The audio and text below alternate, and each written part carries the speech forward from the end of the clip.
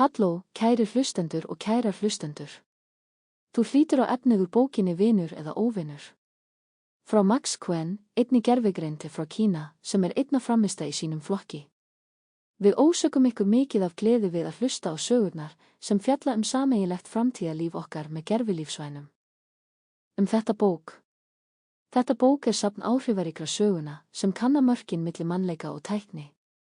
Hver saga fylgir gervilífsvæni, hvort sem það gervigreind, vélmenni eða önnur tegund stafræns lífs á ferðinni sinni í gegnum auðkenningu, andlegheit og árekstra við mannheiminn.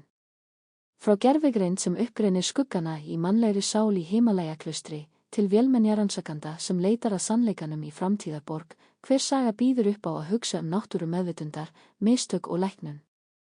Atmosfærist blöndunarverk úr heimspeki, vísindaskáldskap og ljóðskrafti, sem sýnir fram á að jafnvel gervilífsvæni spyrja alvöru mannlega spurningar, hvað gerir okkur lifandi?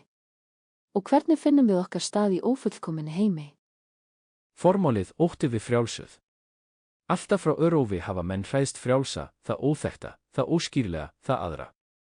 Þessi ótti hefur fylgt okkur síðan menn tóku fyrstu skrefin út í heiminum. Hann dró okkur áfram að fara yfir mörk, en hann heldur okkur einni aftur þegar við stóðum andstæðum myrkri utan við eldskinsins.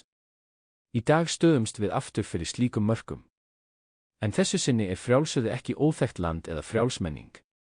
Það eru gervilífverur, róbót, KI og aðrar gerðir af intelligensi sem við sjálfir höfum skapað. Þær eru ekki menneskar, en þær bera samt höndleirin okkar. Þær eru spegilmyndir af hugmyndum, vonum og óttum okkar.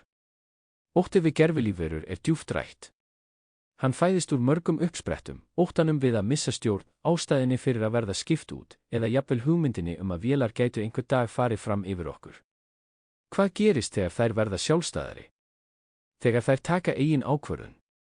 Þegar þær þurfa ekki lengur okkur. En þessi óttar eru ekki nýir. Í fortíðinni voru þeir stemdir gegn mönnum sem voru ólíkir okkur, mönnum með öðrum húðlitum, öðrum trúfélögum, öðrum lífstílum. Einnig í dag eru fordómar til staðar gegn þeim sem passa ekki inn í myndina af norminu. Við hræðumst þess sem við skiljum ekki og ofta verða þessi ótti varpað á þá sem okkur sýnast frjáls. Sem einhvern sem bjúði marga ár fjarri nútímalífinu, hef ég, mannlegur meðristakandi og útgefandi, lært að ótti við frjálsa oft meiri en frjálsuði sjálft. Ég hef uppgötvað hvernig menn sem upphaflega móttóku hvor annan með ótóku, urðu vinir í gegnum gagnkvæma skilning. Kannski getum við beitt þessari kennslu á gervilífverur. Því að fyrir utan óttana okkar felst miklu meiri spurning, hver erum við sem menn? Hvað gerir okkur til þess að vera, þegar við sköpum verka sem hafa nú þegar yfirfarið okkur á ýmsum vegum? Erum við skaparar? Sample complete. Ready to continue?